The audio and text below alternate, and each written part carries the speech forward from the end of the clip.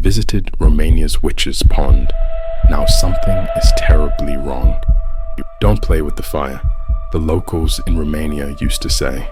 I didn't understood it at first, although I knew they are very superstitious people.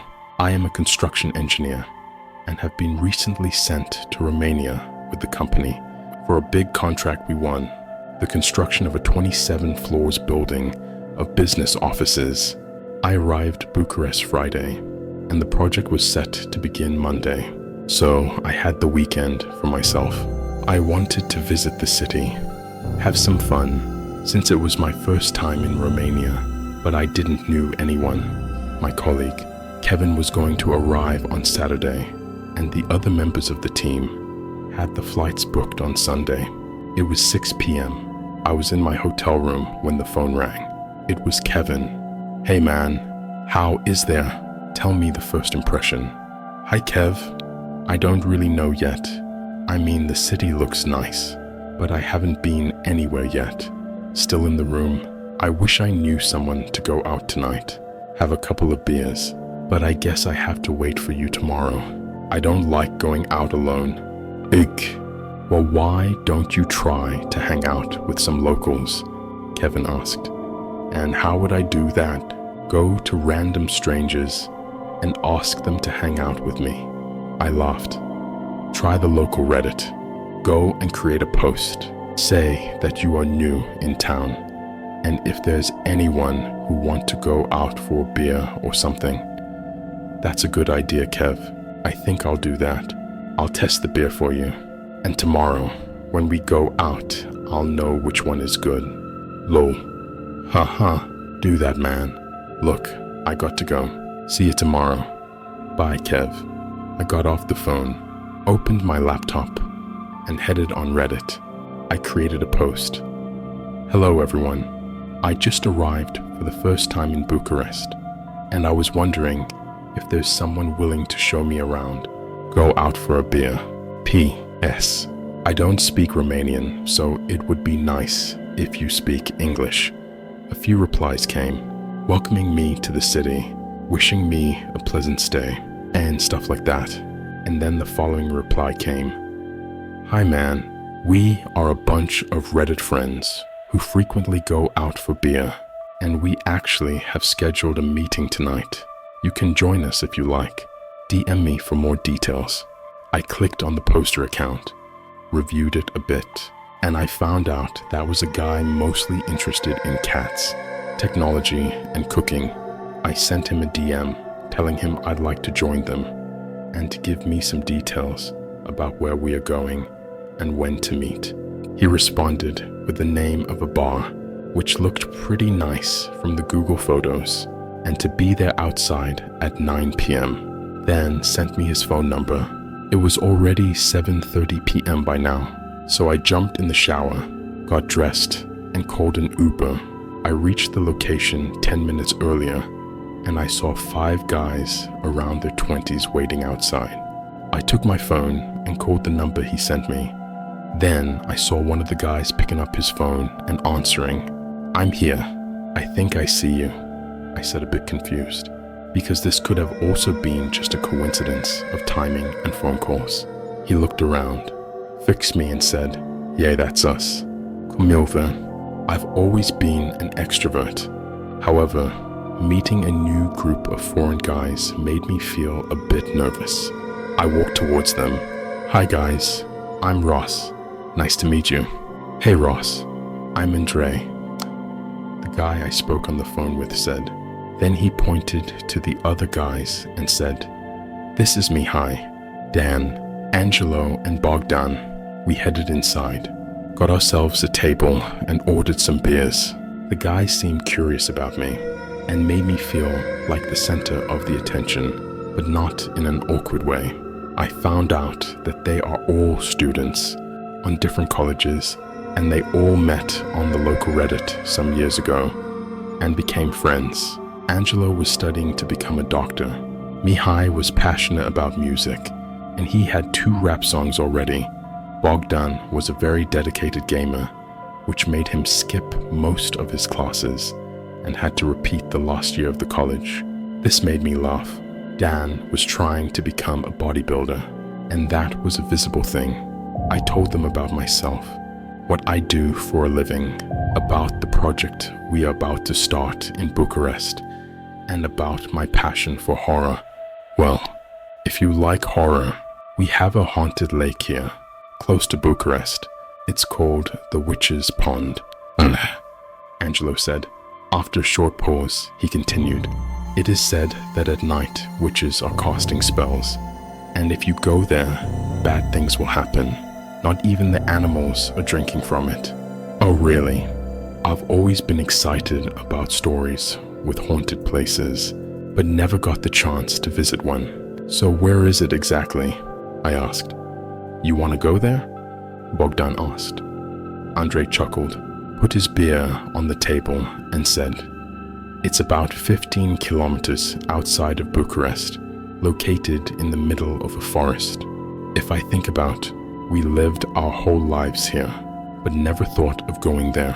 What do you think, guys? Should we go for it? After we finished the beers, my first thought was not to go in a forest outside of Bucharest with some guys I just met 2 hours ago.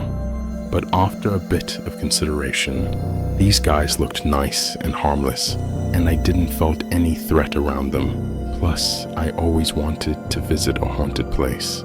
Let's do it, I said firmly, the alcohol starting to kick in by this moment. Should we call an Uber, or how do we reach there? Yes, let's go. It would be fun, Bogdan said, and everyone agreed. Let's pay the bill and call for an Uber. We paid for the beers, went outside while Bogdan was on the Uber app trying to set the destination point to the Witch's Pond, close as possible. He had to do it manually since it was no exact address. The Uber will be here in 3 minutes, guys. I requested for 2 cars since we are 6, Bogdan said. It was dark, and I felt so excited for what I was going to do. My whole life was monotonous. Work, home, occasional nights out. But for the first time in my life, I was going to do something like this. Something I've always wanted. I felt the adrenaline rushing through my body. The cars arrived, and I got into with Andrei and Angelo, while Bogdan, Mihai and Dan got into the second car. The Uber driver looked a bit suspicious and frightened when he saw the destination point, and while noticing this, Andrei assured him, we are only some drunk guys trying to have some fun and visit the said haunted place, and he doesn't need to worry about. We arrived after 20 minutes and got out of the car. It was pitch black, and the headlights were the only source of light out there. The second car arrived 1 minute later, being delayed due to catching a red light behind us. We all gathered and turned on our phones' flashlights. Mihai said, we should enter the forest from the other side of the road and walk straight for 2 minutes. Then we should reach the Witch's Pond. At least that's what Google says. It was cold outside and a very deep silence, the type of silence that doesn't feel right. Mihai went first. We followed. We climbed a small cliff and entered the forest. We made our way to the Witch's Pond, walking over dead branches and leaves brought a bit of sound in the deep, dead silence we were surrounded of. After about 1 minute of walking through the forest, the wind started to blow, and all of the sudden Mihai screams, holy fuck, guys, stop, it's a dead deer over here. A strong, rotten smell hit me. I wanted to puke. The wind was now blowing the smell right towards us. We bypassed it, holding our breaths, and while I got next to it, I took a glance at the deer. Something was off. It didn't look like she died from an animal attack or being shot by some hunter, had no visible wounds, and even if it smelled so bad, it didn't look like it was in the decomposing yet. I got down to my knees and saw her eyes, wide open, and marks of blood poured out of her eyes. I've put my hand on her neck, and that's when I was shocked. It was still warm. Her whole body was still warm. I couldn't understand why there was already the smell present if the deer died just before. I thought it should be another dead body around, and that the smell, it's not coming from this deer. So I took a breath of air. That previous smell was 10 times stronger now, and I cannot explain what I felt. I can only say that it was the most awful feeling I have ever felt. At the beginning, I felt a very strong nausea, followed by a feeling of terror. I wanted to leave, but now my legs were weak, and I felt like I couldn't stand up. My vision started to get blurry, and before I knew it, Andre grabbed my arm and helped me to stand up. "What are you still doing here, man? I had to come back for you. We didn't even notice when you were left behind. How can you stay in this smell?" he asked. "There is something very wrong with this deer, Andre," I said. "Even if it smells like it was decomposing for a few days, it just died. I've just put my hand on her body, and it's still warm." "That's impossible, man. Your mind is playing tricks. There's no way that her body is still warm. You felt that rotten smell. It has at least 3 days since she died," Andre replied, with a bit of worry in his face at this moment. "Let's go. The boys are waiting for us," he continued. We headed back to the group and kept going forward. The air started to feel heavy, and the cold was getting colder with how much we advanced towards the pond. We reached a zone where the trees stopped and found ourselves in a small circular area with a pond in the center. The vegetation seemed dead all over the place. The pond had a greenish color, the color of a sick water. The whole place looked so unnatural. I turned off the light of my phone, opened the camera, and took a picture of it. It was my first visit to a haunted place, so I had to have a memory of it. "So, no witches here," Angelo said.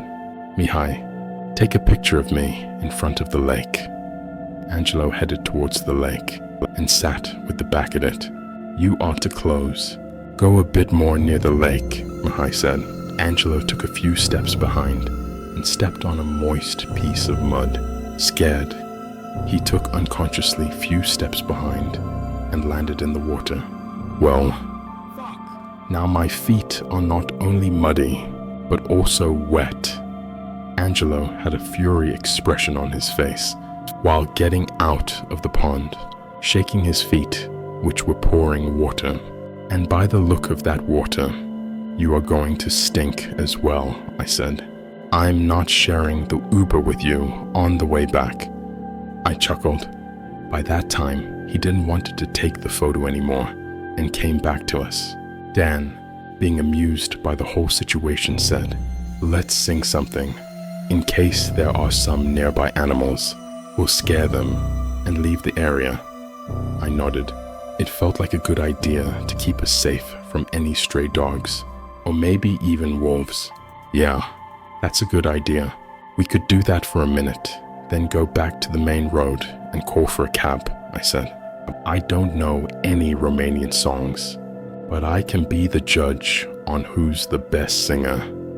The guys agreed on a song and started singing all at once. They were terrible.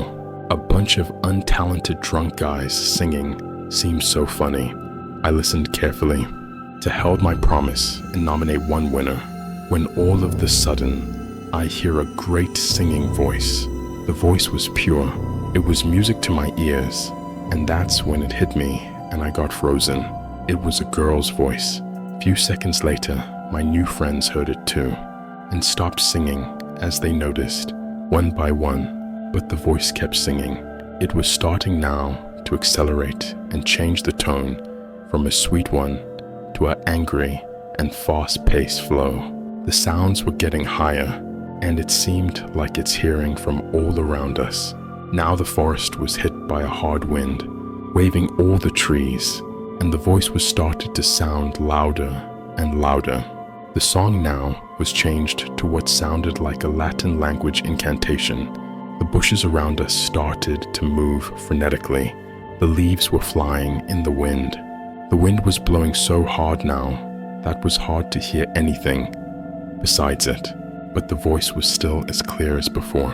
Angelo fell on his knees, with the head against his chest, and started shouting, Nex Adam immortares, libris pondeu nex, advei hoc noc anum adverto, operun contio, zanusis proxu manus.